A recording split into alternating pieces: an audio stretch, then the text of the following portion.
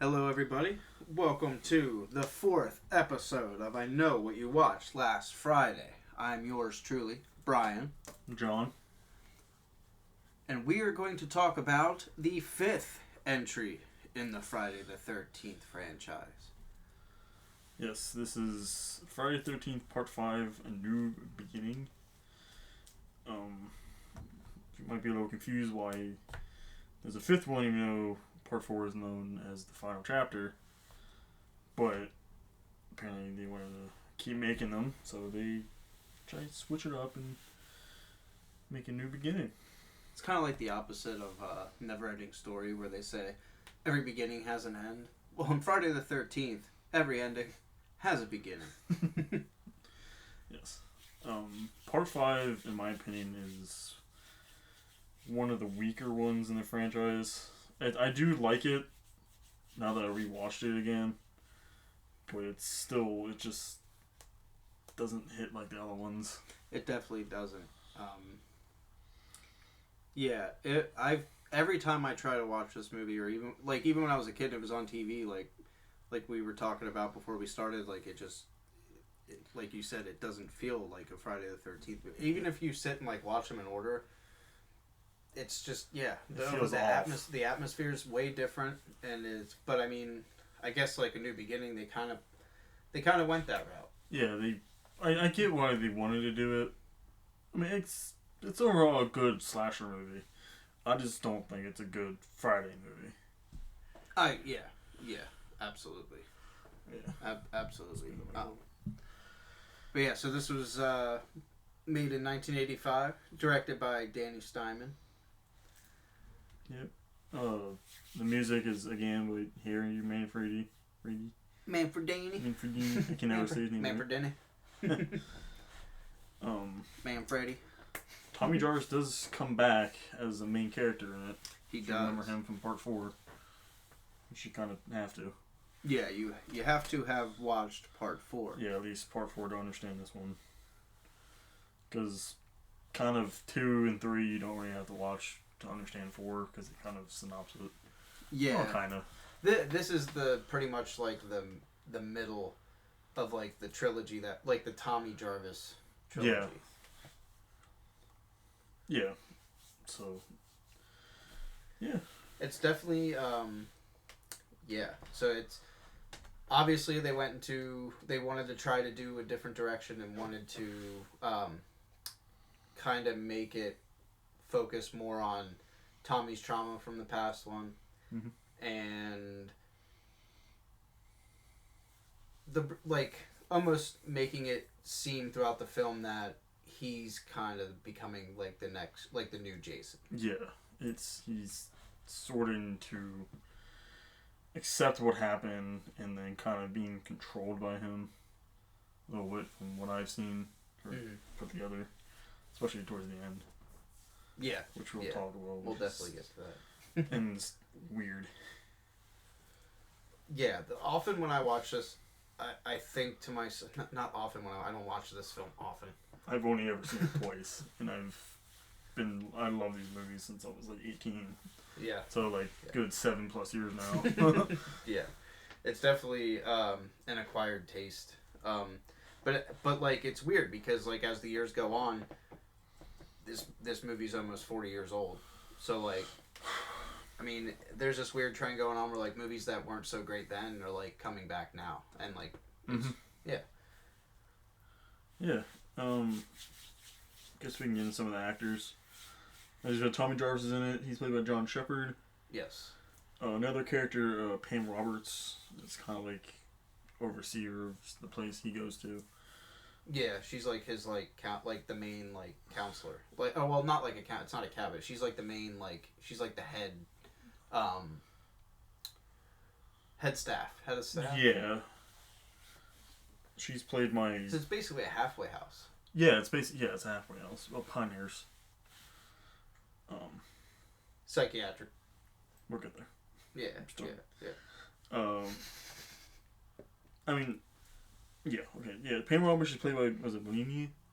Melanie Kahneman. Yeah. Someone's calling from New Mexico. Not now, Relic. Probably is.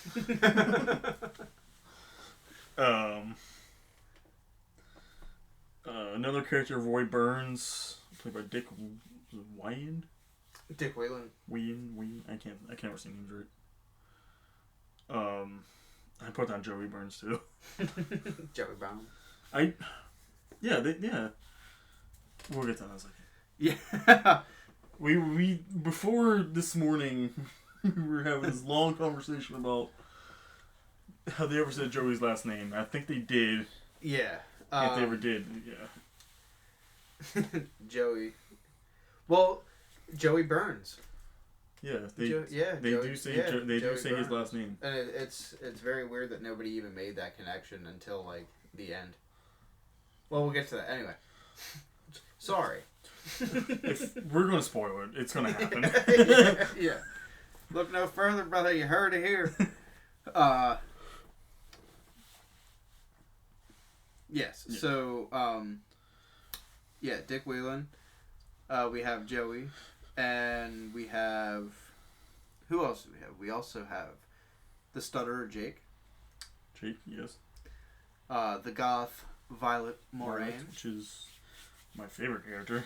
Yes. There's Jake, Violet. These are just naming some of the people from Pinehurst house. Eddie, Tina, Jake, Violet, Robin, and Vic. And Vic, yes, Vic Faden. He's a crazy dude. He is a very crazy dude who hates chocolate. Hates chocolate. He hates a lot of things. He likes chocolate window. He does, yeah. Driving on the windows here. In the middle of what it looks to be like 95-degree weather. Like just hacking away. But yeah. Well, the film opens up in this rainy night. Yes. And you see a special appearance by Corey Feldman. Yes. Which I actually was doing some research, and he actually filmed that in his backyard. Really? Yeah, they filmed that in his backyard while he was taking a break from filming Goonies. Oh. Yeah. That's cool. I thought that was pretty cool. Yeah, that's cool. Because remember that Corey Feldman played young Tommy Jarvis in part 4. Yes. So it's kind of cool. Nice continuity there. Yeah. Yeah. We always appreciate continuity here, and I know that you watched last Friday. Continuity is a plus, Scream. We'll talk about that later. Yeah. If we talk about that one or not. I don't want to. Nah. Alright. Let it die. So it's Corey Feldman, Tommy Jarvis, is running in this rainy night. Yes. It's dark. It's got a little raincoat on. Looks like Georgie. He does. And I like how it's like the scene is like interspersed with like him walking through like the woods, like through the bushes and shit. And it like keeps cutting from like a POV of like his hands like pushing the shit, and then like going back and forth between him, like the camera looking at him, and then POV shots. I thought the opening was shot perfect. Yeah, the opening. It's one of the good things this movie did, right? And it's his. What does he see when he stops? He sees the grave of Jason, the one he killed in part 4. That's right. So we're learning already that Tommy is obviously experiencing. He's definitely went through a lot since we last seen him. Yeah, at this point in the movie, you don't really actually know what this actually is. Whole thing is actually a flashback. Well, not really a flashback, but it's more like a nightmare. But you don't know that just yet. And that's basically Tommy's biggest fear. Tommy's biggest fear is Jason coming back. So we see him looking at Jason's grave. Yeah, he's all freaked out by it. And here comes just 2 good boys from the town. two good old boys from just venturing over from Higgins Haven. No, I don't know where they're from. They're just 2 guys. Just 2 guys just show up. Just drunk and don't want to show up and see Jason's body. Yeah. So they dig him up. First of all, who'd bury Jason? Yeah. Also, that was a really shallow grave, too. That was a very shallow grave. No casket. It was a casket. Was there a casket? It was a wooden box. Oh, that's right. Yeah. Okay. So yeah, they were nice enough to do that in like 3 feet of mud. Yeah, just like a mound. Yeah, then these guys dig up the grave, open up the box, and just he's sitting there, just laying there, and there's just like worms just kind of chewing on him. Yeah, that was a nice shot. It just that was You funny. get the overview. It's just like they're not even crawling on. They're just whatever. But yeah. Yeah. So they dig him up, and he comes back. Yeah, they flip open the lid, and Jason is for some reason buried with his machete. Yeah, buried with his mask and his machete. Perfect setup. And yeah, he dispatches very quickly of the two guys. Yeah, one gets stabbed with the machete. I can't. What happened to the other one? I guess it's stuck or something. Yeah, I think so. It's just like very quick. Yeah. They're both dead. They both die. It doesn't matter. And then it's just this is cool. It's like he just when he's done killing people, he just stares directly at Tommy. Like he knows he's there. Just staring right at Tommy, and all it is just like the shot of Corey Feldman just staring, like mouth open and just shaking, like he's just frozen with fear. And then all of a sudden it whites out. Whites out and goes to teenaged Tommy Jarvis. Now, he's supposedly a teenager. He's supposed to be 17. So this takes place 5 years after 4. Yes. And he doesn't look 15. No. Boy looks like he's in his 30s. He definitely does. Yeah. Definitely a ripped 17-year-old. Like just very and he's already balding, but he already has like the receding hairline and but yeah. Anyway, yeah, he's 17. He's 17. I'm 17. I've seen his ID. Yeah. It all matches. So we're introduced to Tommy. He wakes up in the back of a van, psychiatric van. Yeah, I'm not sure exactly where. It said where it was coming from. I don't remember. And like you get like the them like talking. Like he doesn't talk right away. Like Tommy's very reserved and very quiet now. Barely talks the entire movie. He only says like 2 lines. Yeah, he's pretty much mute. So like as they're transferred, isn't it like the paramedic or somebody like aren't they talking about like his backstory a little bit? Or it's when they arrive. I think it's when they arrive. Okay. I don't think it's the paramedics that do that. I think it's just Pam and them talking. Yeah, Pam and that other dude. What is that guy's name? Matt. Dr. Matt. Matt Letter. Matt Letter. Pam Roberts, Pinehurst baddie. So is Tina. Yes, Tina's a Pinehurst baddie. We'll get that in a second.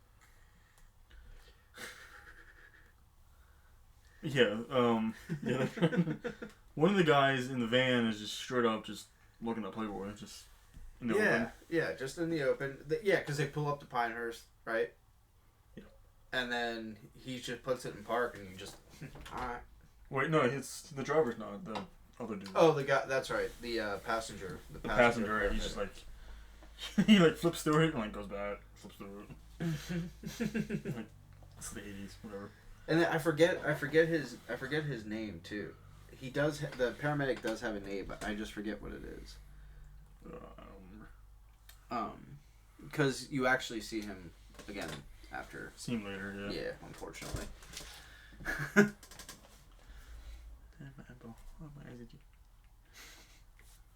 Yeah. So he's doing that. They're going to Pinehurst. Mm-hmm. They get there, and they walk out. He opens up the door for Jarvis. Yeah. Jarvis is like, nah. He's just still sitting there. Bang. Not having any of it. Just pretty much just staring off. Yeah. Like he's so at this point just shut off and dissociated pretty much. Mm-hmm. Which is acceptable. Yeah. Oh yeah. Everyone knows boy killed her mom. Mm-hmm. Whatever happened to Trish? Well, yeah, that's another thing too. It's never we never know. No, they never talk about Trish. It's never explain what happens to Trish. To make sure she just moves on or whatever. Trish. She was awesome. She was awesome. Trish was a really good final girl. She was. She's not quite as good as part 3's. Yeah, Chris Higgins is still. Yeah, Chris. Yeah. She's still probably the top at this point. Yeah. So yeah, they're at Pinehurst. We're introduced to Dr. Matt Letter. Yeah, Matt and Pam come out. And Pam Roberts. They come out to the van. Well, Pam comes out to the van, like, first, I think, and then Matt's behind her.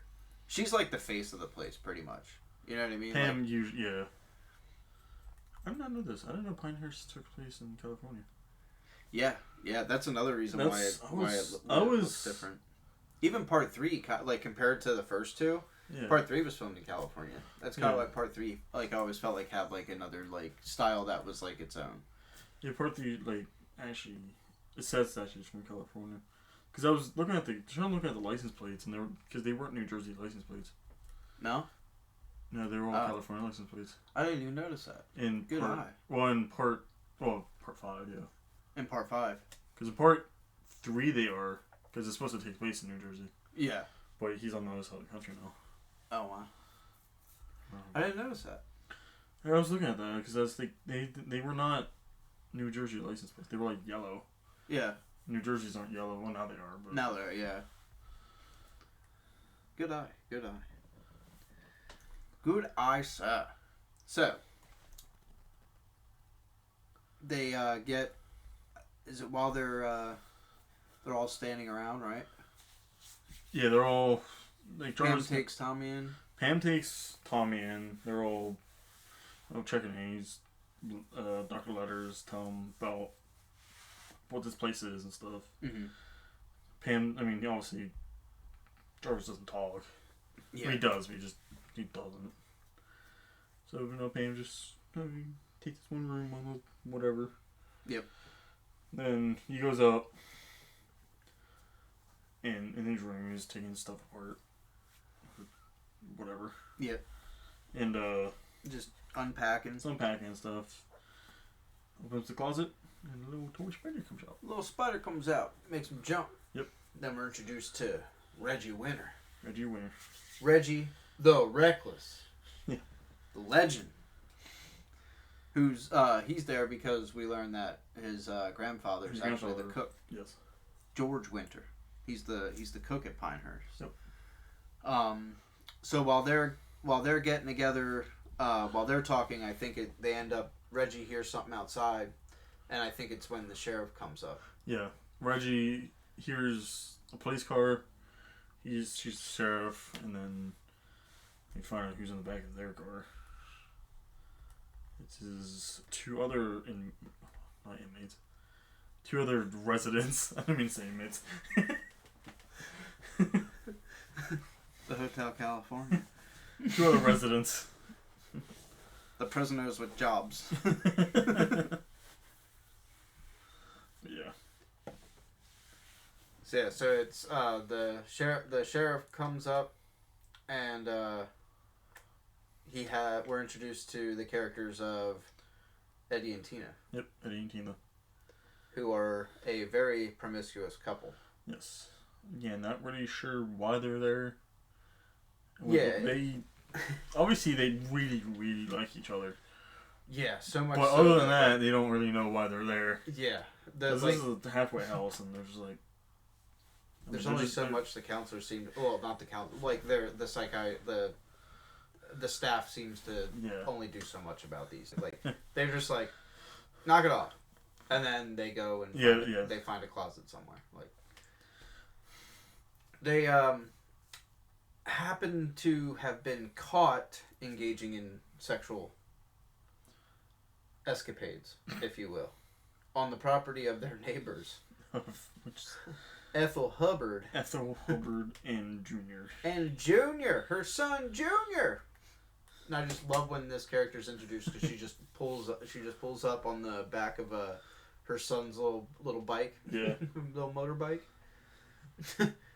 And I love how, like, the sheriff just knows, like, he's in for it, like, how much of a character she is. And he's just like, but right before she starts bitching, he's just all happy and, morning, Ethel! Yeah. Ethel and Junior, too. They're definitely characters. Yeah, absolutely. Absolutely. They're probably the most, like, rewatchable kills in, like, the series, because they are two characters, like, as soon as you're introduced to them, you're just like, why are they still alive? Yeah, because they are not the nicest people. Yeah, oh my god. Especially Ethel. Yes. Junior is simple-minded. Junior's very special. It seems. Very simple-minded, and he is just a big, like, he's pretty much like his mother's muscle. Mm-hmm. Like, just... Yeah. His mama's lackey. He probably does more for his mama than Jason. That's a hot take. That's a hot take right there. But yeah. Junior may be more loyal. No, I don't know.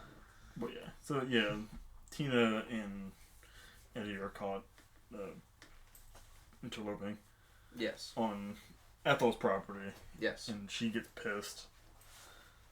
She wants everyone to... What she said? She was going to kill them all. She did. She threatened them straight up. Straight up. That she was going to murder them. She would take a shotgun to them all, so it says. That's right. So not only does she make that terroristic threat in front of a law official. It also said that she had a bomb on her, too. Yeah, she also tells everybody that she has a bomb on her. When the sheriff goes to, like, pat her on the shoulder to reassure her. She's like, don't touch me, I got a bomb on me, sheriff. You got a bomb on you, mama? This is before 9/11. So, yes. Ethel and Junior, beep beep. They just drive away. Everybody just disperse. Matt does forbid the group from going outside of the, like, pretty much, like, they have to stay on the grounds of the facility. Which doesn't last that long. It lasts like a day. Yeah. Yeah, the sheriff, little does the sheriff know, he's going to be back in, like, 20 minutes. Yeah. Yeah, I forgot the same day. You get to the parking lot, I was like, God damn it. So, we go over then to the side yard, right? Yes. This is like this is about a couple hours later. Yes. We get to finally meet our good old boy Joey. Joey Burns. Joey Burns. Joey's a good guy.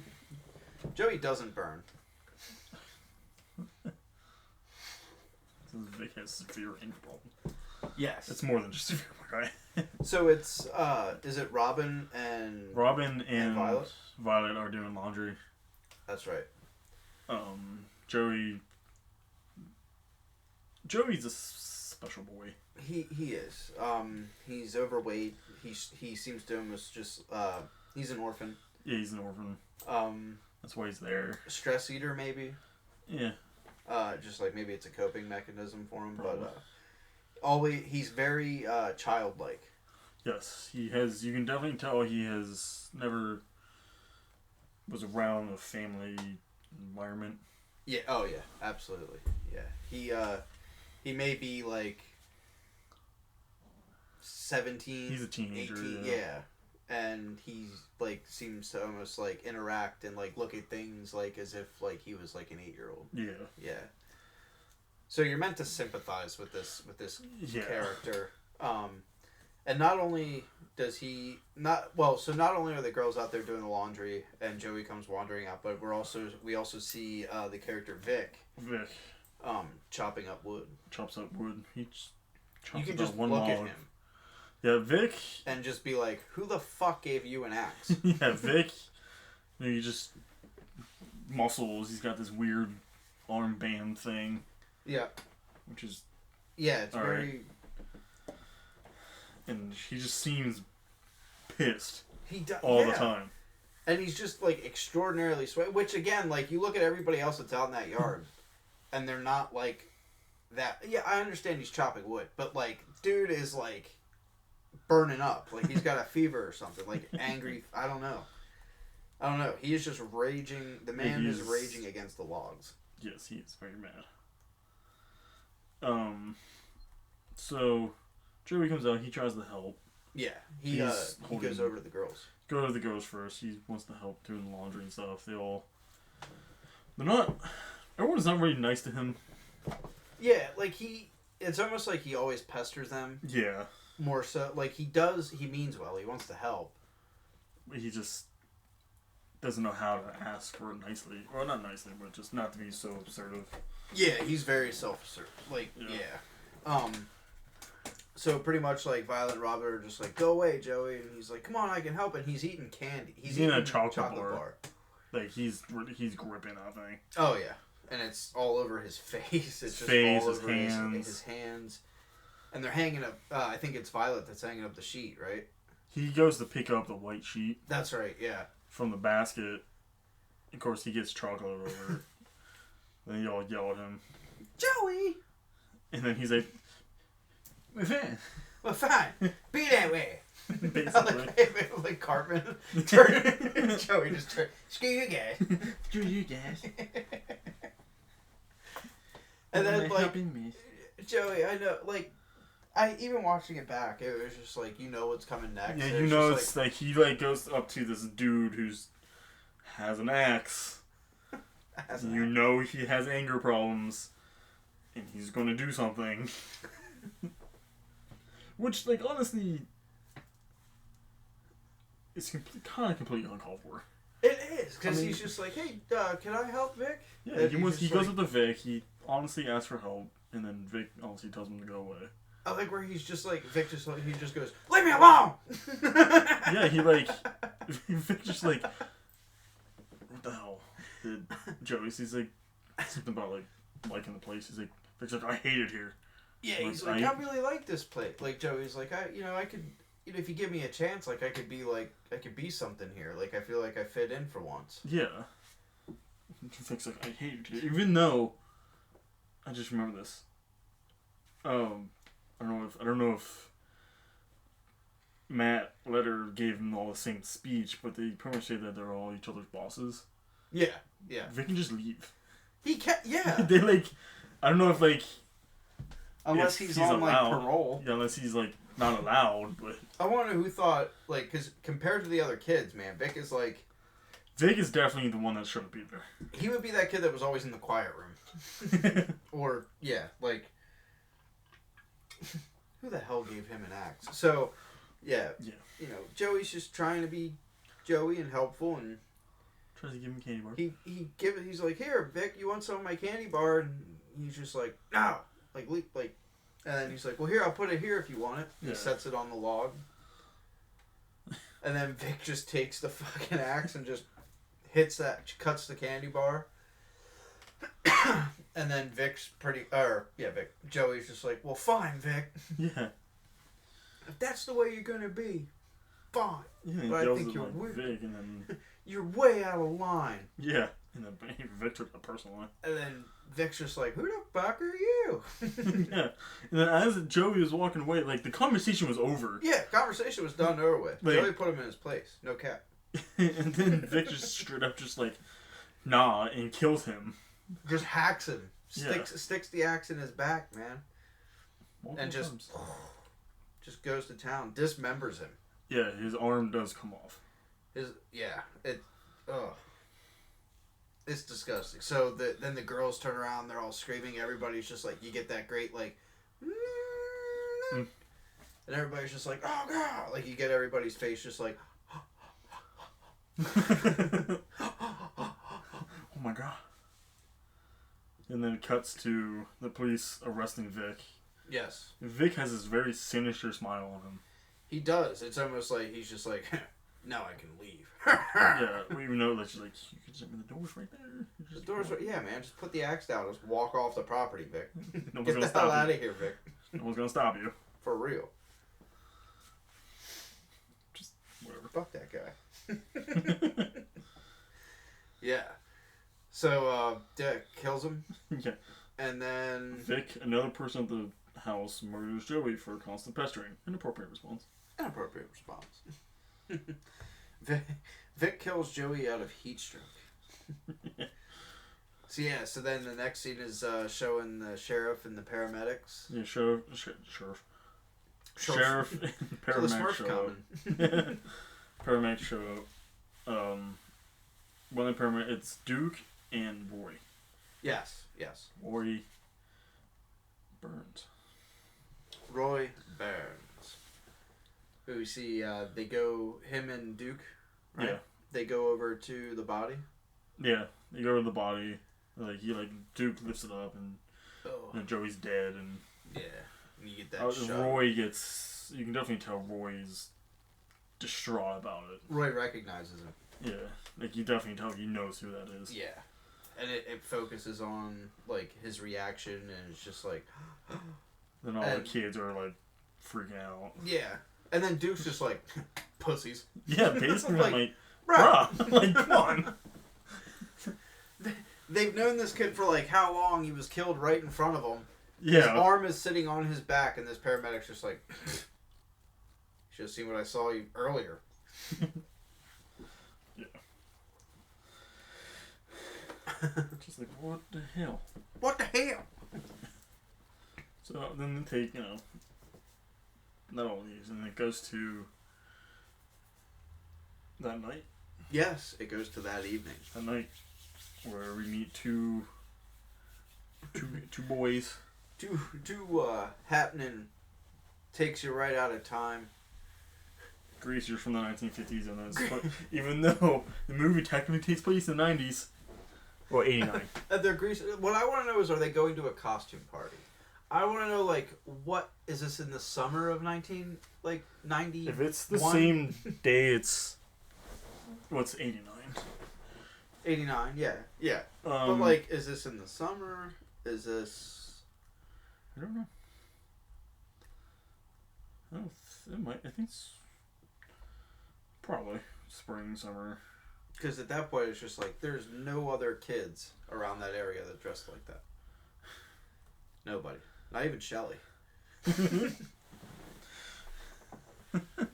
Rest in peace. Well, this is also California. Yes. Oh, yeah, okay. This is also it's alright, it's California. It's California. It's California. They were strange in the 90s, too. 89. Yeah. Hey, yo, Danny, our car broke down. Basically. Boyfriend doesn't even help. I think it's Vinny. Vinny's Pete. The driver. Yeah. And Pete's Pete's the one that's under the hood. Yeah. He's trying to fix the problem. Trying to fix Why? the problem. It's so underplaced. Rob comes out of nowhere. Are there any kids around? Are there any greasers out here? Oh my god. Let's not get back to that. It was funny. Watch a new episode. They're probably making the car worse. And the engine's just they're killing me. They're killing me. Oh my god. If you think that's funny, if you wonder why that's funny, go watch episode 3. That's right. Episode 3. Now available on YouTube. Soon Spotify. I'm figuring out how to do that. Hell yeah. We're making moves. It will happen. Growth. Growing with us, and we get to fill your ears every week, and we can't thank you enough for all the views and listening. And did you have to say it like that? Why did you have to say it like that? I don't know. Just thank you for the listen. Thank you for joining us. Fill your ears with us. Thank you for choosing us to listen to. Moving on. Moving on. Hard segue. Okay. So Vinny and Pete. Vinny is behind the wheel. Vinny's a guy. Hurry up, man. They just that was he keep saying you're an asshole and you're an asshole, Vinny. Just oh, Pete, you're an asshole. Yeah. Vinny's the one bitching at him most of the time. Pete's like, bro, this is your car. You fix it. Yeah. So then I think... No, I lied. We got switched. Oh, is Vinny it? tried. Pete's the Pete's the one behind the wheel. Yeah. And Vinny's the one under the hood. Pete heads into the surrounding woods to do his business. Oh, yeah, that's right. He's gotta take a poop. I gotta take a leak out here. He got shit. He's gotta take a crap, that's right. Oh, so you gotta take a crap in the woods. Just like... Ooh, baby. Yeah, so Vinny tries to fix the car. Yes. Pete leaves. Pete's kind of a dickhead, but whatever. So while Pete leaves, Vinny gets murdered. Yes. By an unknown assailant, which is by one of my favorite kills. Yes. He gets a road flare shoved in his mouth. Yes. You get that awesome shot of just like that head and then like the flare sticking out of the mouth and like the glow inside the cheeks. Glow and flame, yeah. Oh man, yeah, definitely a great kill. Yeah. Pete comes back. Pete comes back. Just not even like walks, goes to the car, doesn't even check the engine at all. Just goes right in. Goes right in, yeah. And then he walks past the engine, even though you would think he was still working on the car. The hood's still up. Yeah. Are you done? Yeah. You done? Yeah. And then, what is it? He like sticks his head out the window or something like that. The killer's in the backseat. Oh, that's right. Yes. Yes. Roy Pop. Way to go. The killer awoke. The killer pop Michael comes up from the back seat. Freddy Krueger. Yeah. So Larry. Larry's in the back and just makes an appearance. No. So the assailant. Victor Crowley coming. So the assailant comes up from the back seat and slits his throat with the wrong side of the. No, he just was there. Said something. What, really? Yeah, it was. Oh shit. You definitely know it wasn't Jason. Yeah. Oh, okay. Yeah. So this one's just like, let me show you. Let me show you. You turn the machete around. That's how you do it. Yeah. Then it cuts to Duke. Essentially, it cuts to Tommy. He's that's hallucinating Jason. Oh yeah, he's standing looking outside. He's like looking outside, and people are running, and then Jason is like standing there. He sees Jason standing like, outside, so it actually shows that he's still kind of haunted by him.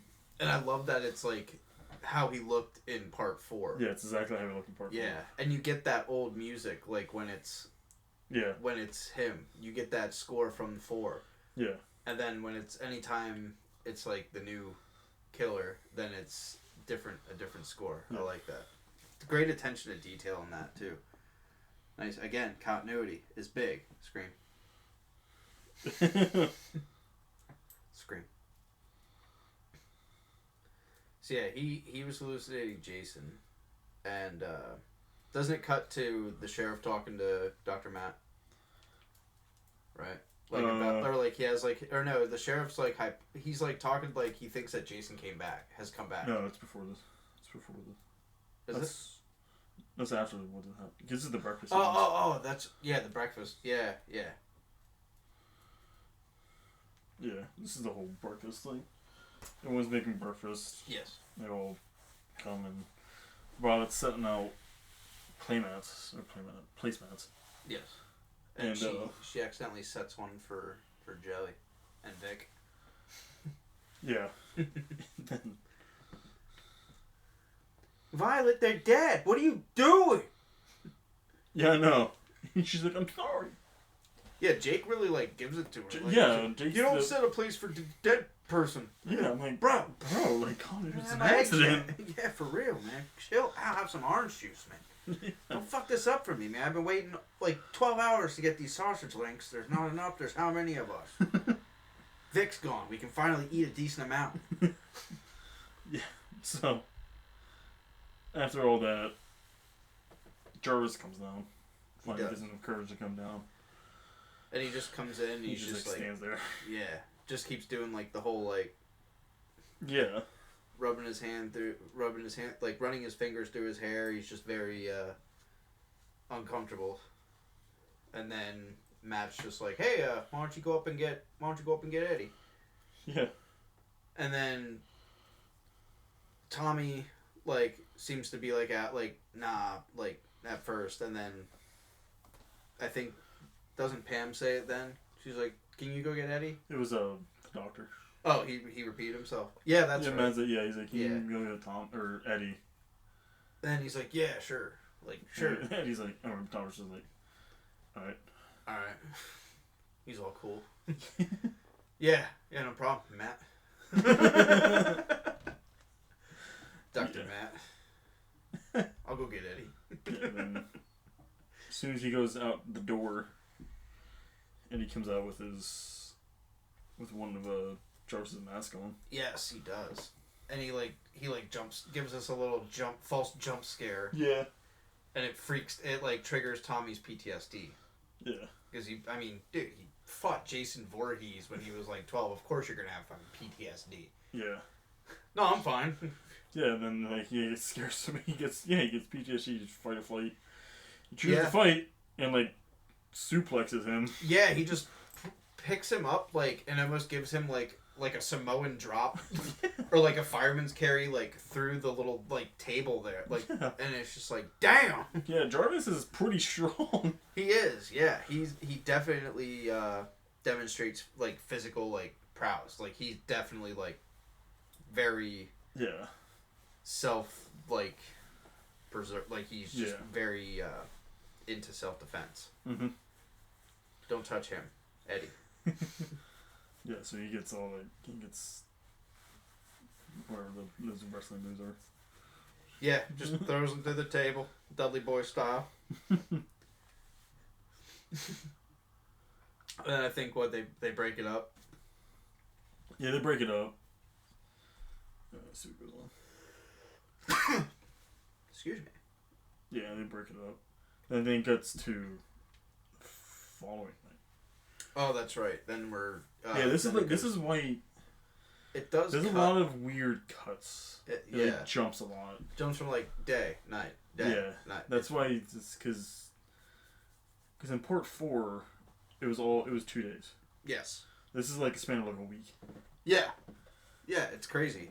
A lot of nights. That's another thing too. A New Beginning. Jason would do that shit. He would get that shit done in one night. Yeah. So. That's another thing I noticed too. Even though we know it's supposed to be somebody different, he takes his time. Yeah, he definitely knows different, but he's still trying to. The kills are almost they're very similar. They are they're the way how you don't he just pops up and does the kill. He takes his time. It's almost like watching a Halloween. It's almost like it's almost like Michael Myers is stalking. Yeah. You know what I mean? It's kind of like playing with the prey before. Yeah. So Duke drives up to the diner. It's Billy. Oh, it's Billy. That's right. Billy's the perverted paramedic from earlier with the Flavor Saver mustache, the Tom Selleck mustache. That's a Magnum P.I. reference for you young youngs. Just wants to meet with his girlfriend Lena. Oh, Lana. Because it's God knows how late, and this guy's in a parking lot, and I don't know how close other houses are to this diner, but he's just honking the horn. He's Lana! I'm not sure what kind of car it is, but it's a nice car. Oh, hell yeah. And he does donuts and stuff. I'm like, bro.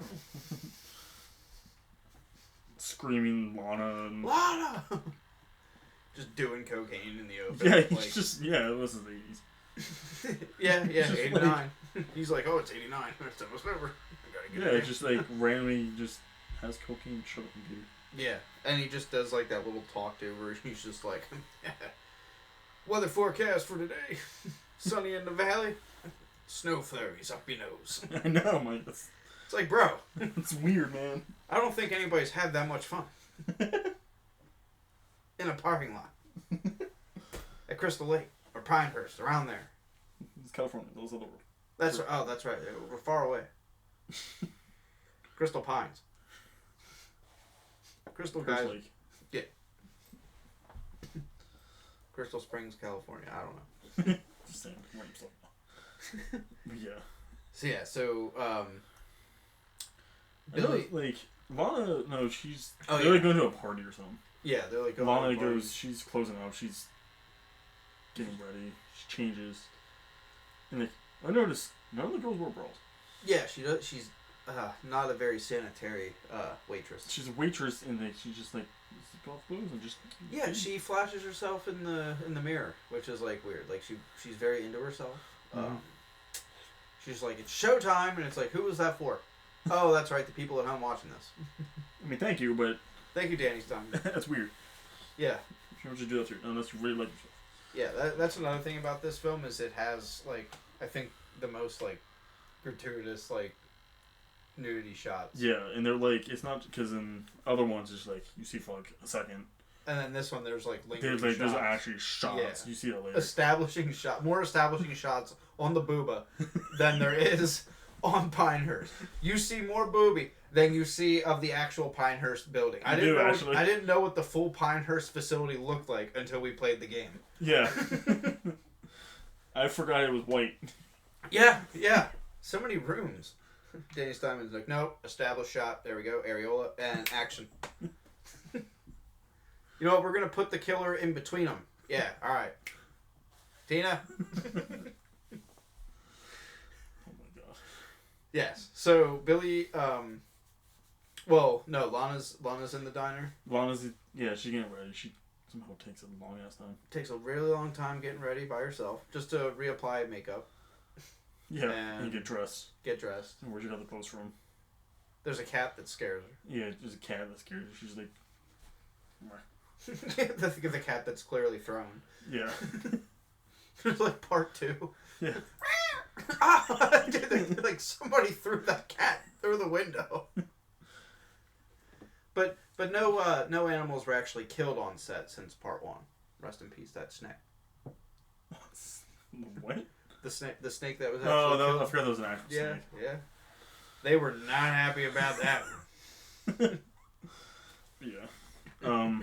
So Billy's he's doing the coke. Yes. And then he sticks his head out the window. Yeah. And then you see an axe just go right through his neck. Hell yeah. You get that awesome like yeah. Nice little shriek of the music and then boom. He dead. Yep. Lana finally comes out after yeah, doing God knows what. She was like maybe like 5 minutes before they were even good. Yeah.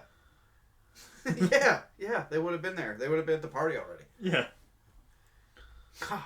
And Lana, she like goes out, sits in the car, and she's like, "Oh, cocaine." Yeah, she's like, "Oh," and starts like. She's like, "This is how you waste money." And like, he's yeah, dead. just doing the coke off the floor. That's when you know you have a problem. All right, folks, doing drugs off the carpet. Lana. Yeah. And I think, that kills when. How does she go out again? She gets the axe to the chest. That's right. Oh yeah. I was thinking of another kill. That's probably the kill I'm thinking of is probably the only kill that I like, and it's in part 9. Oh. We'll get to that though. I don't remember that. That's 4 films from now. It's in a month from now. Yeah. That's in August. Jason goes to August. Yeah. Yes. So yeah, Lana gets the axe in her chest. Yep. Right between the boobie. So long. Farewell. We bid you adieu, Lana. I've known you for like 5 minutes. For 5 seconds. Yeah. And you had a bigger establishing shot than Pinehurst. Yeah. R.I.P. Yeah. So then it cuts to... It cuts to... I think it's the sheriff then. Right? No? No. You're way ahead of yourself. I am.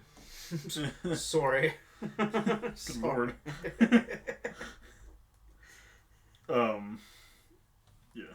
So it's the next day. Yeah, another jump. Yeah. He and Eddie sneak off again. Yep, they go into the forest. Going Ethel's forest again. Ethel's forest to do the do. Yep.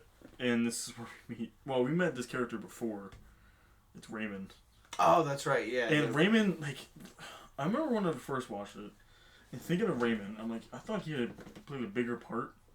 Yeah. You only see him for like a minute. Mm-hmm. Because he's there, like, he like shows up randomly at Ethel's place. Oh, that's right. Yeah. Like, for food and like for work. And she's like, clean up the pig shit in the barn. This is the chicken shit or something. Yeah, like that. yeah. He's like, all right, I'll do it. and then just like, that's it. Yeah, then he leaves. And then he leaves, and then he goes to Tina and Eddie because he finds them. Yes. He comes across. At first, we're supposed to think it's like the killer watching them have sex. It's like a POV shot. Yeah. And then it shows like the camera like backing away from like the bush. It like goes up, and then we see that it's Raymond, the farm man, just creepy. He's being creepy. Being a creeper, pulling a crazy Ralph. Yeah, that's what I thought. He gets killed just immediately. He gets stabbed in the stomach. Yeah. Just immediate. Raymond just he turns around. Yeah. And just right in the belly. It was a very memorable character right there. Yeah. And then Eddie and Tina are done. Done, which is very quick. Yeah, very quick. And Eddie leaves to Eddie goes to wash off in the creek. Mm-hmm. And Tina just lays there, Tina's laying there, and again, another establishing shot. It's just like multiple on her back. Yeah, multiple establishing shots of this woman just naked in the middle of Ethel's forest. Yeah. And Eddie's just in the creek, naked too. He's just washing himself.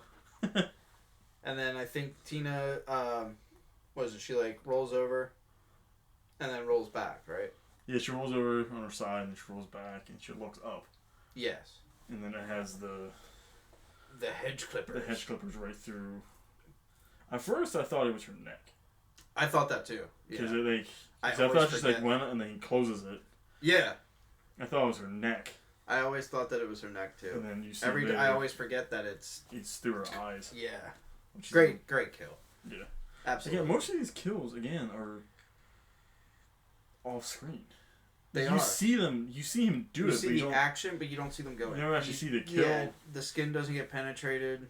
I think the only time you actually see... Well, no, because even... I was going to say the flare, but that's already in the mouth when we see it. Yeah. So, yeah. It's like a lot of, like, off-screen kills. It happens later on, too. Yeah. Yeah, true. I feel like the ending of this movie is, like, kind of rushed a little bit. Yeah, I agree. They definitely rushed. Even though, like... That's the thing, though. They spend more time on him, like, building up that suspense, leading up. They spend, like, a lot of time lingering on that character. And then when they die, it's just... Yeah, it's very quick. Yeah, it's just like... Alright. Because these aren't very, like, memorable characters at all. No. Like, these characters, you only spend, like, so much time for them. And then when you go back to those characters, you almost forget who they are. Yeah. And then you're like... Once you realize who they are, it doesn't fucking matter because they're dead. Yeah. Yeah. Yeah, so Tina gets killed. Yes. That's what you do. That's what happens when you have premarital sex. Get killed. In the woods. On Ethel's property. Ethel's property, yeah. Is that where you want to be? You want to get killed on Ethel's property? She does have some big boobies, though. Yes. Deborah Voorhees, wherever you are, ma'am, we give you 10 out of 10. Never change. One solid clap. That's right. One solid clap. Alright, couple. Few more. Alright. Then, Eddie comes back. Definitely up there on, like, one of the best, like, baddies of Crystal Lake. So we might have to do, like, a ranking. Maybe, yeah. Might have to do a ranking at the end. At the end of all the Fridays, we'll do, like, a ranking of the final girls or, like, the victims, like, kills, stuff like that. But yeah, so... Yeah, Eddie comes back. Eddie comes back from washing in the creek. Eddie does have... I mean, Eddie comes back, he sees her laying there. Mm-hmm.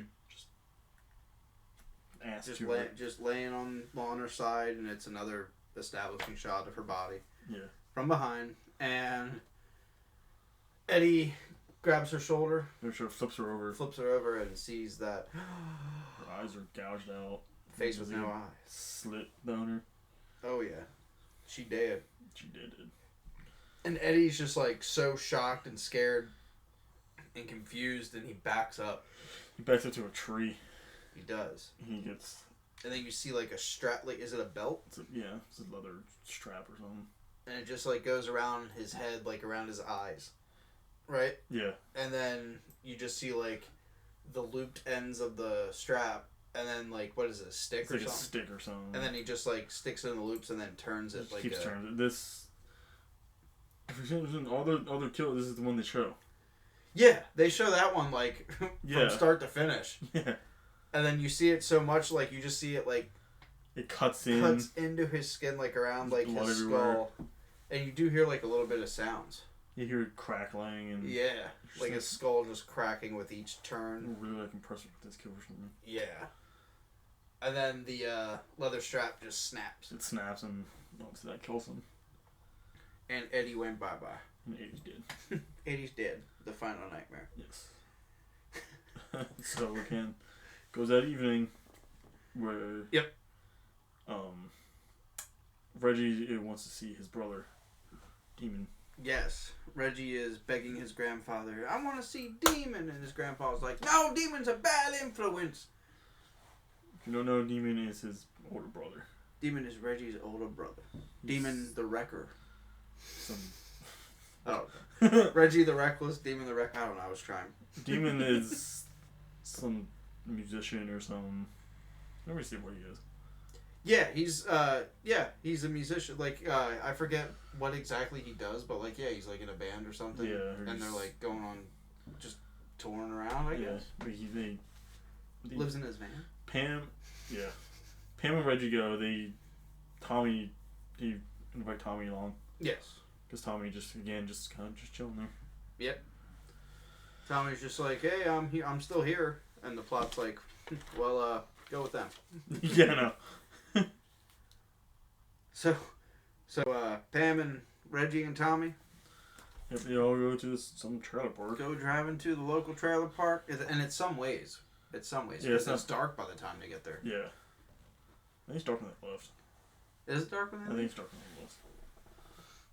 I don't know. And then it's just like, it's weird too, because when they're driving, it's just like menacing music. Yeah. Did you notice that? Like, they're on the way to Demon, like nothing bad's happening. It's just like, yeah.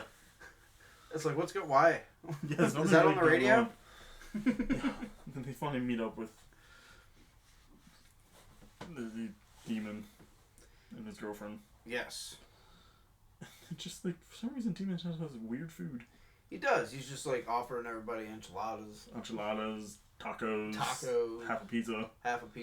Like, where are you getting egg rolls? Where are you getting this stuff from? Yeah, he has like a variety of like food. It's like, bro, like how many stops did you make before you got to this trailer park? It's like, where are you keeping this shit too? But when you're around as long as Demon has, I know you travel the world as long as Demon has. You get things. What kind of advice is that to a kid? You know, you've been around as long as I have, you travel the world, you know, you get things. No. You gotta pay for that shit, Demon.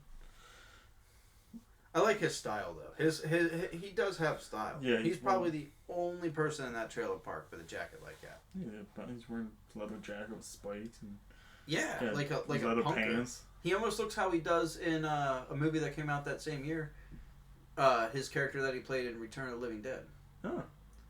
Almost like the same... Yeah. Like, had the same hair, almost the same... You've seen that film, right? Return of the Living Dead? The very first one? Oh, we gotta watch it. No.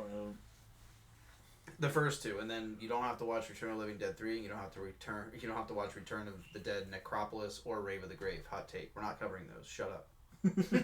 You hear me, people? We're not covering those. We'll cover the first two. No. Yeah. Yeah. I was like grilling the microphone.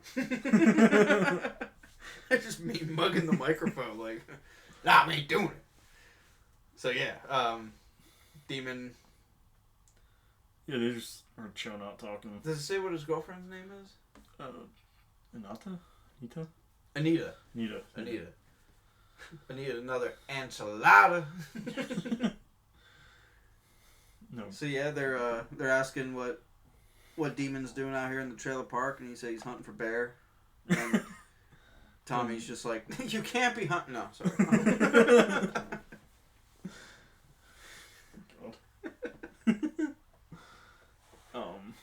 But then someone shows up.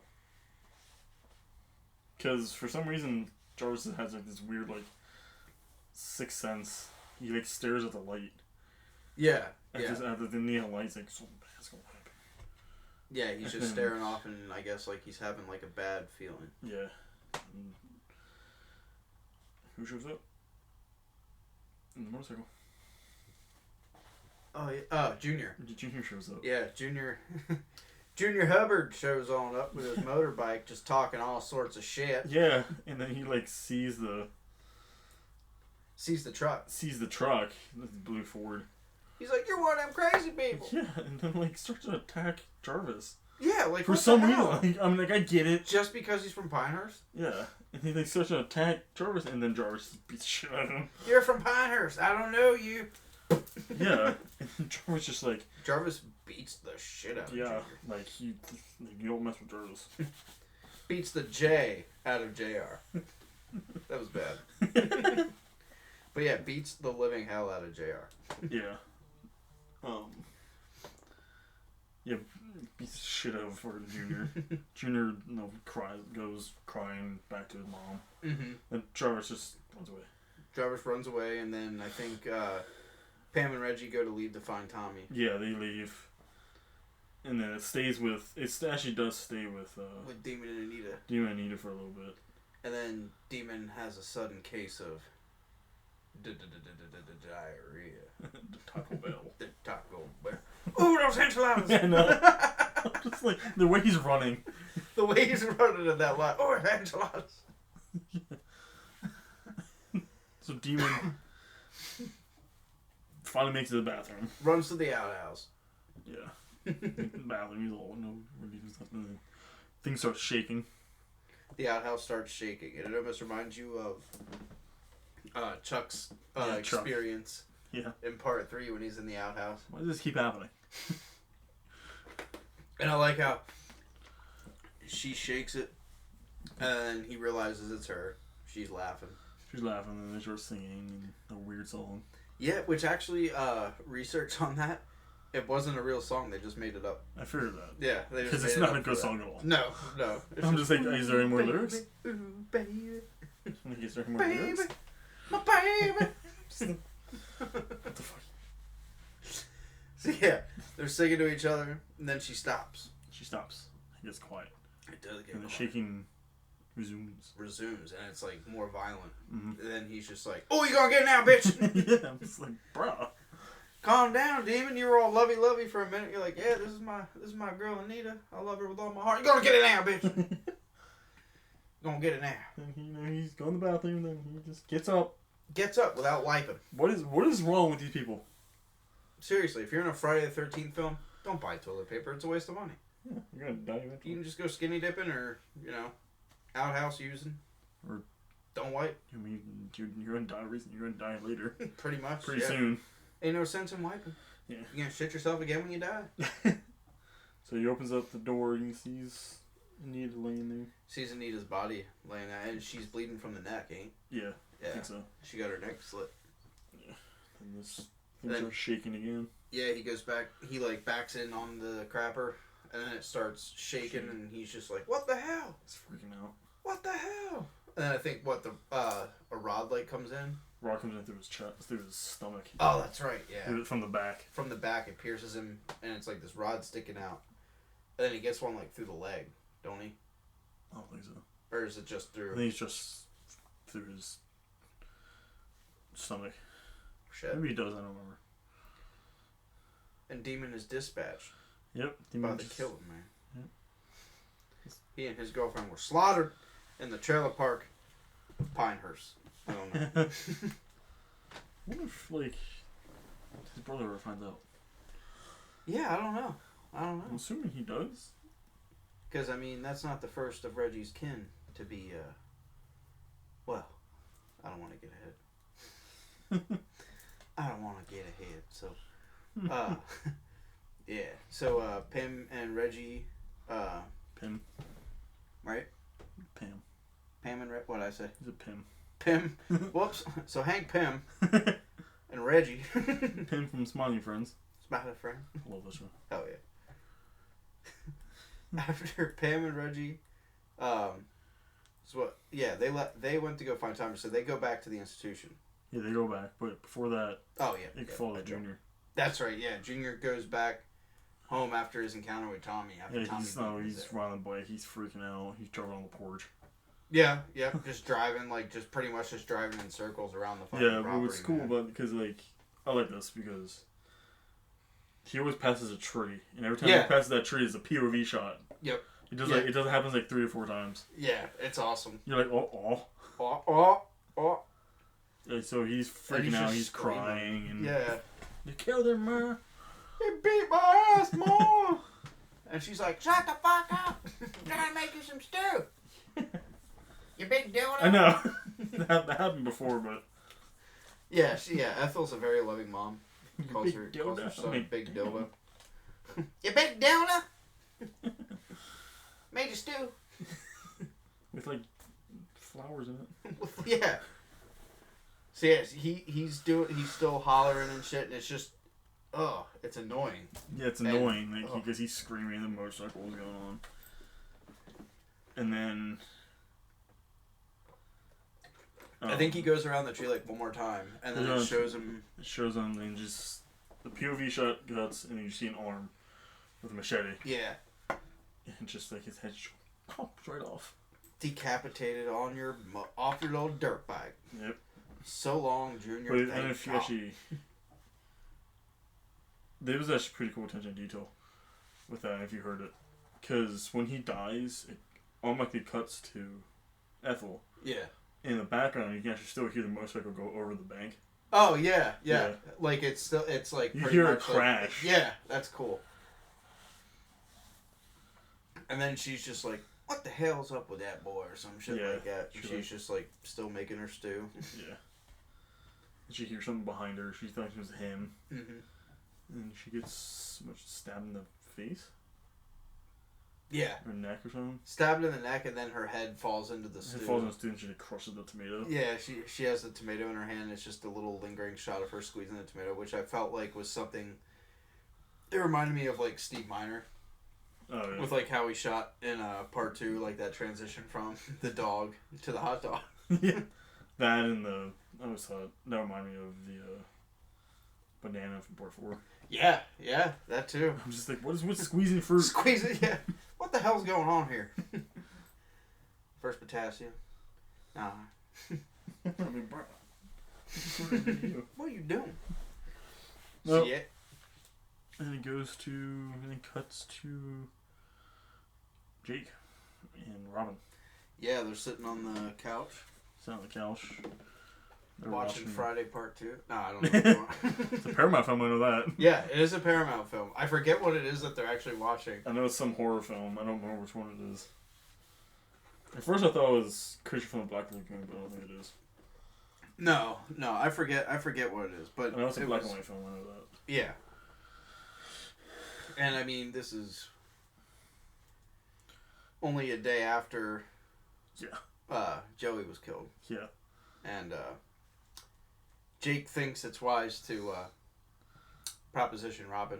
Make advances towards Robin. Yeah. Just I love the line.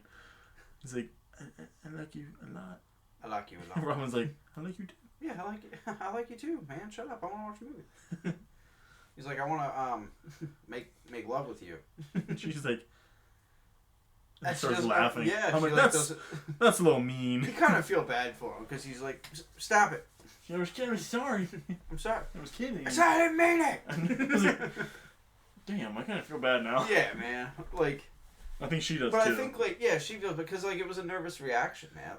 Yeah. She obviously she does like him, and he likes her obviously, but Just I mean, out of blue. it was just like, yeah, and she's just like, you're kidding, right? Like, you serious?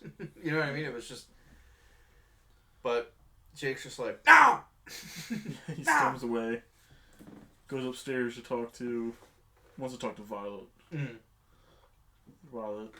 Violet's just busy being Violet, man. Listening to, I don't know, I think it was... Pseudo Echo?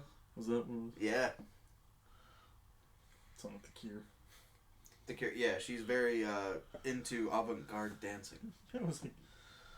Well, first she's like watching, like, reading a magazine or something. Yeah. When Jake comes in. Mm-hmm. JC... Oh, and she has her earphones in, yeah. Can I talk to you? He's like, can I wait? I was like, no. And leaves anyways. Yeah! I'm like, can I wait? No! Closes the door and just walks. Like, okay. I'm sure she would have talked to you. Yeah. I have something to tell you. Well, night. Closes the door. I'm sure she would have talked to you. But I need to tell you something before I go to sleep. What is it, Jake? Are there any kids? Are there any kids camping around here? Any bears? Any bears? See that lake I killed that kid? I mean, like...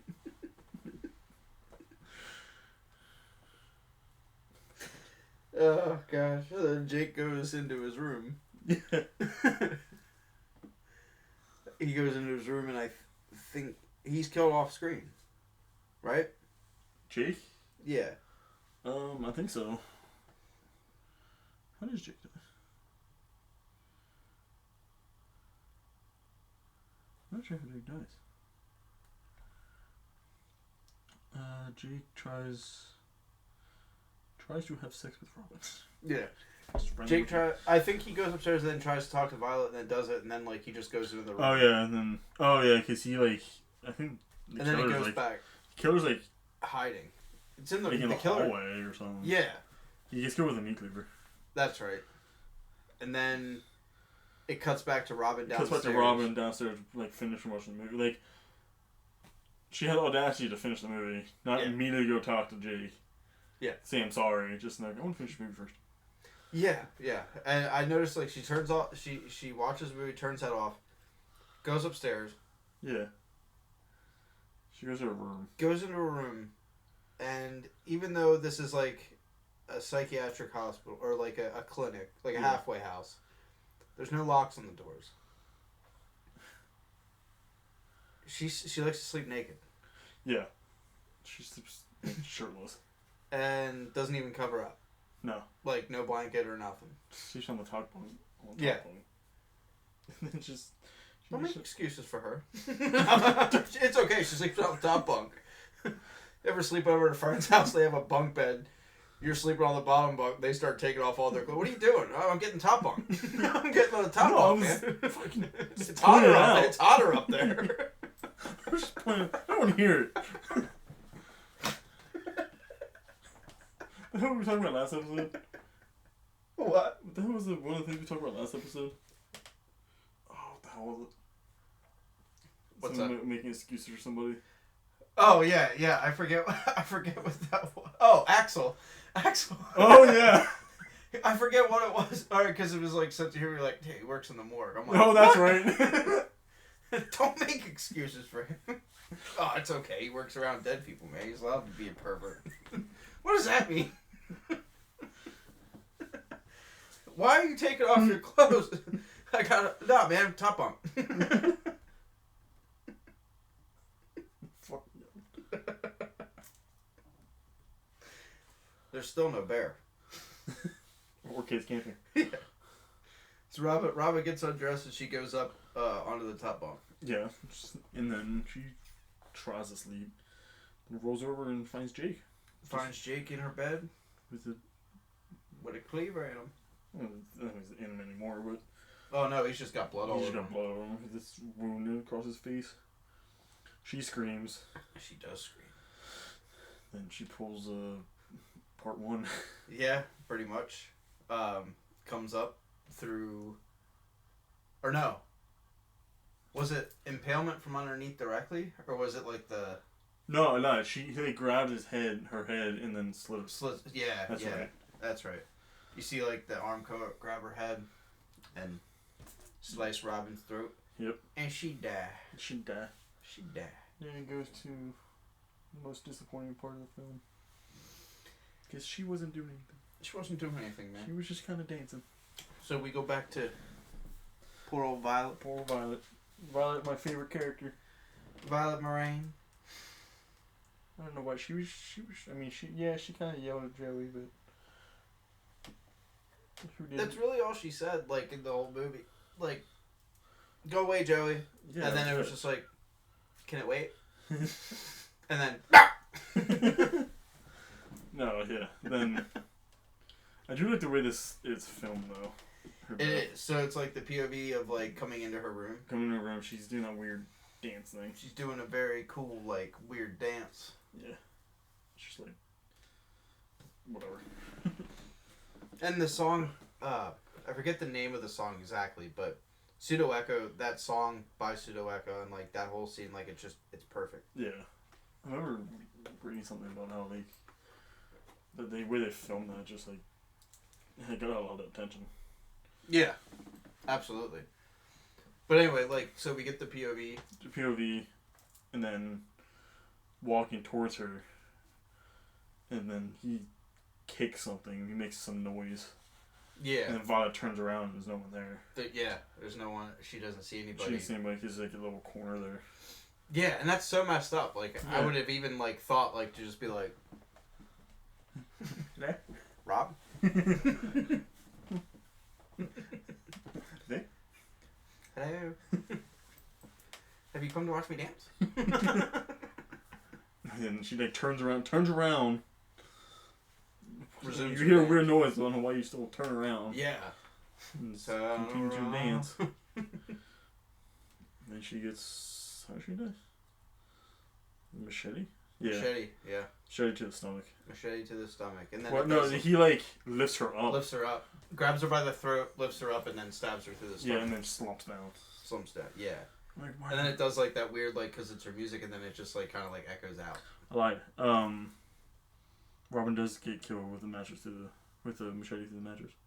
Up through, right? Yeah, through her something chest? like- yeah. Yeah. I was thinking something else. Part 1. Yeah. Then. And then That's right. Reggie's there. Yeah, that's pretty much it for, like, the main teenagers that were supposed to... Because Pam and Reggie got back. Yes. They still didn't find Tommy, so Pam left Reggie there with Rob, and Robin tucked him in before she went upstairs. Pam left. Yeah, and then Pam's still outside in the rain, thank God, looking for Tommy. Yeah. And Reggie's still there. Reggie finally wakes up and goes see if Jarvis is back. Mm-hmm. Goes to her room and then finds the 3 bodies. Yeah, but what room? It's Jarvis's room. Yeah, Tommy's room. It's like, you're like, oh. Keep that in mind. You haven't seen Jarvis in a while. Yeah. Where the hell has Tommy been? If you were paying attention, you already spoiled Yeah. it. And I like how... I'm pretty sure we said it before, too. Yeah. So, like, Reggie wakes up, like, Pam, like, him and Pam, like, discover the bodies, right? Yeah, because Reggie finds it first. He starts screaming. And then Pam comes back. Yeah, that's right. And then she sees him Reggie's too, like, Jarvis's room. Yeah. We need to go. Which is, like, a really delayed reaction. Because she, like, walks in. And she's just like... Because Reggie saw, like, immediately. Yeah. Pam's like... What are you looking at? Yeah, I know. I'm like, you don't see the bed? That over there? That's normal. Where? Are they behind the bodies? What are you looking at, Reg? This is Jarvis's room. Yeah. Tommy's making some realistic shit now. Damn, we moved on from mass to... Oh, there's a still one. So they... Technology's not that advanced yet. They discover it, and then I think that's when finally you get the full killer. Yes, you finally can see... Burst through the door. Yeah, he bursts through the door all Port 4 style. Yeah, for real. And it's the blue, like it's like the gray boiler suit. Yeah, it's like a bluish gray with hockey mask, but it has blue markings. It has the blue markings. The blue markings. You can definitely tell it's not Jason because he's a lot skinnier. Yeah. There's and, definitely like, he's definitely more slender and taller. So you definitely tell he hasn't been doing this for a while. Yeah. He's a scrub. So he bursts into the house, and then he starts chasing Reggie and Pam. Yeah, they get chased around. They flee the house, run through the woods. Yes. So okay, that's right. This is where like everyone's like missing. Yeah, because when they're running, they find the corpses of Matt and Reggie's grandfather. Right. They find Duke's corpse first. That's right. Yeah. Because they find the ambulance. Yes. Which like yeah. hints to who can it be. Yep. Because why is there just a random ambulance here? Yeah. Why is there a random ambulance? And then Duke's dead. Yep. The reveal that Duke's dead, and then. Yeah. Then they run. Like Jason. The killer has Pam. Yeah. Pam runs back to the house, and then finds Matt and George's body. That's right. Yeah, again, this is why I think the ending's kind of rushed. It is, because they kill like 3 kind of important people off camera. Yeah. Matt, Reggie's grandfather, and Duke. Yeah. I mean, Duke's not really, but like characters that were introduced that so far we only seen them like. You only seen Reggie's grandfather like twice. Yeah. You see Matt like 3 times. You see him the first day that Tommy's there, and then you see him that earlier that night when Reggie's like, "Come on, Grandpa, let me go see Demon." Yeah. And the fact that Demon and Anita like did they really have to die? Like. No, they just it's. But I did like that as soon as like Tommy like ran away, then that's when like the killings like.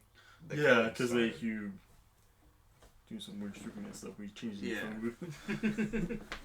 Because like again, like I think it's supposed to allude that Tommy's the one killing because he's trying to. Yep. But. So when Pam finds the body of Matt, the killer still chases her. She runs outside. Yeah, she runs out. This is funny. She runs outside, trips over nothing. Yeah. Trips over nothing, you know that whole cliche.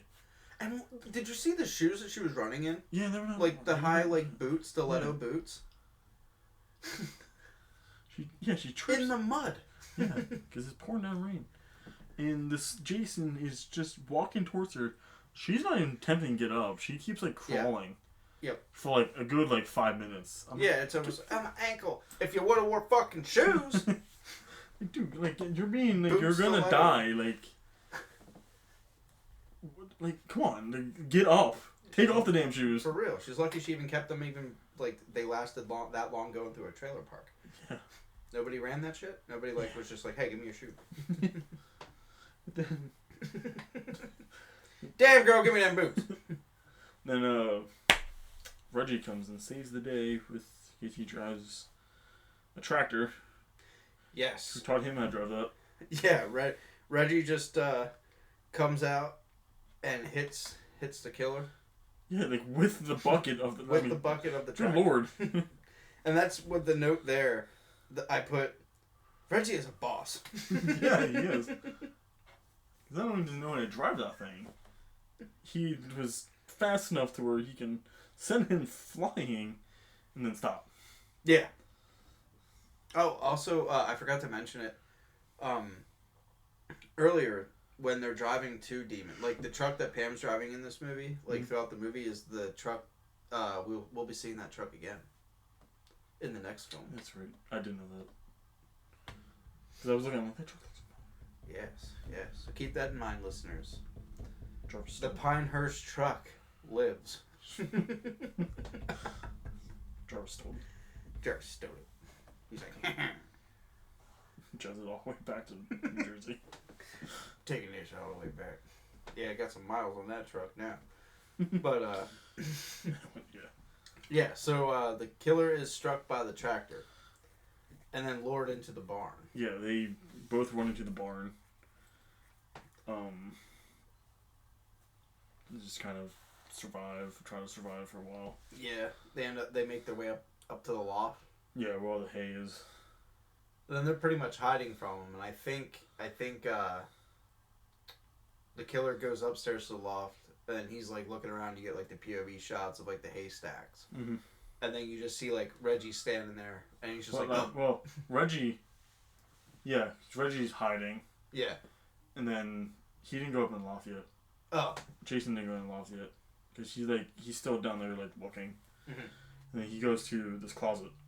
Oh, yeah, that's right. And this is when Pam comes out. Pam comes out with the chainsaw. With the chainsaw and cuts his leg. Cuts his leg, that's right. You just what I like about this is that it shows that whoever this killer is, it hasn't had a lot of experience with this stuff. Because you can definitely tell he's in distress.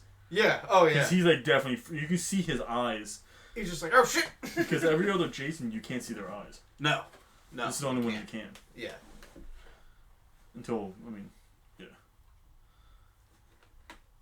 Like, not... But yeah, he's definitely, like, afraid. He's like, oh, shit. He's frantic, moving and everything. He's definitely trying to block the... And the classic horror thing, it just kind of shuts off. Yes, the chainsaw shuts off, and Pam has a Chris moment. Yeah. Where she's just like, shit. And then throws it at him. Then throws it at him, yeah. I'm like, dang. Here, catch! And then she runs up. She runs up then. She runs up to the loft. And then this is when Tommy comes back. Yeah. And you get that lightning flash, and he's just standing there, drenched. Yeah. And they're like, wait. That's Tommy. Yeah. Because this whole time you almost think, like, the killer's Tommy. Yeah. And then just, like, Tommy just, like, stands there. Yeah, and like, he sees the hockey mask. Yeah. And he's, like, paralyzed. He pretty much, like, frozen. He doesn't do anything. Yeah. And then that allows the killer to like, stab him. Slashes him slashes him, chest. Yeah, slashes him across the chest. We're like, come on, move. Yeah. I know you're trains now, but damn. And then I think, like, he's fighting. They're on top. They're still in the loft, and they're fighting by the open, like the hay loft. The hay, like, they're up there. Pam and Reggie are. The Jason and Tommy are, like, fighting down there, and then how was it? Somehow the Jason gets knocked out, so he goes upstairs. Yeah. Yeah. Because he has his arm hurts, so he's holding his chest, and he's counting this thing with one hand, which is impressive. And then he passes out up there. Yeah, Tommy passes out. Yeah, he passes out up there, and then Jason comes up, or the killer, whatever. Yeah. Comes up again, holding thing with one arm because he has a machete in his hand. Yeah. Guys, he gets pretty nimble. He is, yeah. Then he's trying to find where all they're at. That's right. And then that's when he, like, looks, sees Reggie. He sees Reggie move for a second, and Reggie stands up, but there's this piece of wood there. Yeah. So he, like, swings down and obviously hits the wood, and Reggie's freaked out. Yeah. And I think he's, like, Reggie has him distracted. Yeah, and then Pam, does it knock him out? Pam, like, does, like, doesn't she, like, jump? I think so. She almost, like, jumps and then, like, distracts him, and then Tommy comes to. And then pushes him. Yeah, because he falls down once. Yeah. Then he gets, because they, like, lose this, like, spike thing down there. Yeah, it reveals, like, because he almost falls and, and you look and you don't see him. It looks down, yeah. And then he grabs Reggie, and then that's when he comes to. Yeah, that's when Tommy comes to. Kicked. Yeah. He gets kicked, and then you just see, like, the mask fly off. You see the body coming down, and then boom, right onto that bed of spikes. Yeah, like it's almost like a farming, like, machine. Yeah, and somehow his, like, mask thing explodes. Yeah, so, like, you just see, like, this hockey mask, and then, like, the fake head latex, like, thing that covered his head. Yeah, this was a very resourcrossful paramedic. Because it's revealed that it's you see him laying there. Yeah, and it's Roy. It's Roy Burns, the paramedic. It's funny how we were talking about the police thing. Yeah, we just kind of skipped over that. Oh yeah, whatever. I mean, it wasn't like huge. It wasn't. He just yelled. The mayor just yells at the sheriff. Yeah, I got your Jason Voorhees right here. Yeah, because everyone thinks he got cremated, but he wasn't. Yeah. Yeah, well, that he really still wasn't. Might. He still might have been. So, yeah, Roy, turns out, Yep. Well, then after all that, it cuts to the hospital. It cuts to the hospital, and the police are telling Pam, like, Roy was Joey's father. And we'll talk about that. Yeah, go ahead. They know Joey's last name. Mm-hmm. They know Roy's last name. Why didn't you just ask Roy? Yeah, seriously. This whole thing could have been avoided. Like, and it took them 2 days to make that connection. Yeah. Like, where the hell's the work? Like, I know, like, on his name tag it says Roy B.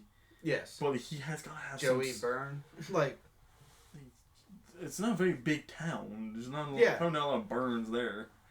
He didn't really do a good job at, like, abandoning his son. No, he's just like, yeah. Like, just... Like he was, like, ashamed of him or something. I don't know, yeah. Whatever. It was just, it was weird to, like, have that connection and nobody else, like... Yeah, there's some stuff I want to talk about this ending. Because this ending's weird. The ending's very weird. So they're telling Pam about that, and that pretty much Roy went insane after seeing his son's dead body. Yeah.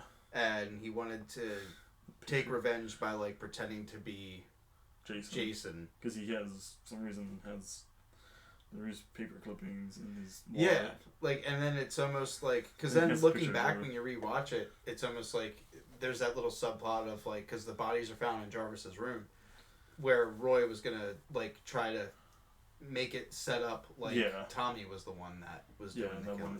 Did it. I wish they would have done more with that. That's why whenever I watch this, I don't know if they did the whodunit aspect good or really bad. Yeah, it's different. But then you said about that one, Joey's picture in his wallet. Yeah, so yeah. When they have Roy's wallet and they open it up and it shows that picture of Joey, it's literally him of the day he died. Like, wearing the same shit. Yeah, he's wearing the same exact clothes. The only thing missing, like, if all he needed was the chocolate around his mouth, and it would have been like, yeah, shit. Like, when you got time to do that? Oh, yeah, it's my son. I met him that same day. we reconnected. Then Vic went and cut him out of my life. Yeah. I'm just like, whatever. Who the hell put that kind of person in that home with those kids? Yeah. So Pam goes to check up on Tommy. Yeah. Because Tommy obviously has that slash wound on him. And he has Tommy has, like, another hallucination. Yes. So, like, you see Pam walking in the room. There's this nurse, like, reading.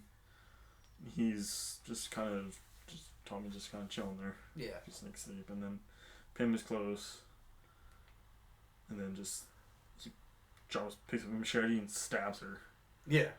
But then he, like, finally wakes up. He wakes up, yeah, and then it's, like, that false, like, ending. Yeah. He, like, wakes up, it's a nightmare, and then he gets up.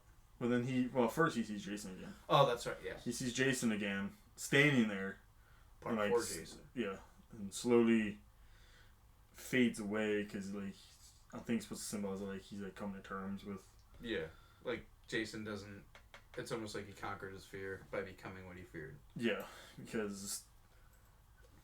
when he gets up, rips the IV out of him, which probably had hurt. Oh, yeah. And then, for some reason, has not only Roy's mask in his room, but also, if you notice, he has his wallet, too. Yeah. Where did he get that? And why the frick was there a knife in this room, too? Someone just placed them there. Yeah, because, for when you wake up, pal. Pam tries to go in and then hears a loud crashing noise. That's right. And then you see, like, the window, like, the window's, like, smashing, it's raining. To make it look like he, like, jumped out the window. Yeah, and then the door closes behind her. Yeah. And then it's Jarvis with Roy's mask on with a knife. Holding up a knife up. All Halloween style. Yeah. And then it just, like, does the... Yeah. And then it goes to the credits. The fast zoom track to his mask, and then... Yeah. And the credits. I'm just like... And thus ended... Part 5. A new beginning. New beginning. Which was definitely a new beginning because they completely changed the story after. Because I don't think a lot of people were happy. No. Even though it did do successful financially. It did. It had a budget of $2 million and brought home a box office of $22 million. So that was impressive. However, critical response wise, like a lot of people were like they liked the whole like who done it, but the reveal, like they weren't happy with the reveal, like and then the ending, the false endings. Mm-hmm. It was a horrible reveal and it was a horrible ending. Yes, it was. It says here that originally the producers wanted a new trilogy with a different villain, but they changed all that and brought back Jason because of all the backlash. Yeah, a lot of people were not kind of similar to what happened with Tommy Lee Wallace when he made Halloween 3 Season of the Witch. There was a lot of backlash. Where was Michael? At least we did get Jason in this one because he wasn't the main killer, but he was there in flashbacks. Yeah, the continuity of it was still the Jason from Part 4. They just didn't. They wanted actual Jason. Yeah. Yeah, they were like, don't do anything like this again. And they're like, all right, we'll wait 4 more films. Nine's going to be a special episode. Yeah, very, very special. Jason takes an L. Just the Friday 13th when Jason's not really in it. The final Friday. And there's 2 more after that one. Yeah. Someone else had to buy the rights to it. Yes. Yeah. The franchise is still stuck in limbo. It gets well, not really anymore, but it's just like an ego thing now. Yeah. Like between Victor literally, it's just between Victor Miller and Sean Cunningham. Oh. Literally, they have apparently from what I've heard, there was a script written for a series, like a TV series, or maybe it was a movie because they were all about the 13th film at one point, and Victor Miller will make money from it, but Sean Cunningham wants full creative control over it. Mm. And it's just whatever. So it's just pretty much stuck in limbo. So whatever. Well, hopefully we'll get somewhere. Yeah, something. I hope, but I mean, the more I think about it, if we get another Friday the 13th movie, I'd be all right with it. But even if we don't, that's still all right. It has its own legacy. Yeah. Absolutely. It's just kind of wish Michael didn't have more body count than Jason, but it's getting there.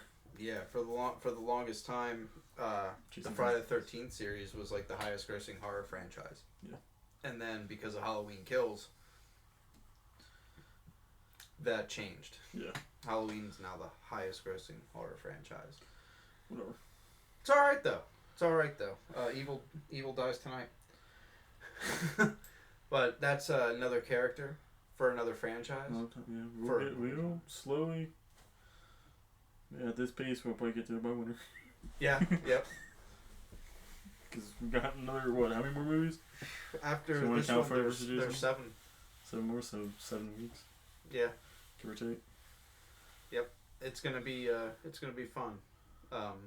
And then we'll have a treat for you guys. Pretty much with the last entry in the Friday that we'll do is kind of how we'll transition into the next franchise. Mm-hmm. And I think that the way we're going to pull it off is going to be rewarding for not only us, but for you listeners as well. Mm-hmm.